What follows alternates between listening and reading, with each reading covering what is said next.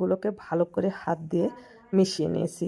এরপর অ্যাড করে দিতে হবে হালকা কুসুম গরম পানি। লোকটা যেন চুবিয়ে রাখা যায় এই রকম গরম পানি নিতে হবে। আর একবারে পানি দিতে যাবেন না, অল্প অল্প পানি দিয়ে নরম ডো তৈরি করে নিতে হবে। বেশি পানি একবারে দিতে যাবেন না, তাহলে ডোটা নরম হয়ে যাবে। এখন এই পর্যায়ে আমি অ্যাড করে দিব তেল। আগে তেল অ্যাড করি নাই। এই পর্যায়ে তেল অ্যাড করলে হয় কি, এই যে হাতে প্রচুর পরিমাণ ময়দা লেগে থাকে, এই ময়দাটা কিন্তু খুলে যাবে। আর যদি দেখেন হাত থেকে ময়দা খুলতেছে না, তখন আপনারা হাতটা ময়দার মধ্যে কোট করে নিয়ে 2 হাত দিয়ে ডলা দিলেই কিন্তু খুব সুন্দরভাবে হাতটা পরিষ্কার হয়ে যাবে।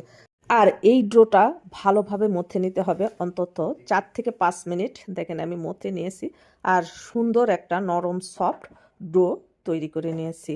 আর এই ডোটা যেন উপর থেকে ড্রাই হয়ে না যায়, এর জন্য উপরে সামান্য একটু তেল ব্রাশ করে দিতে হবে।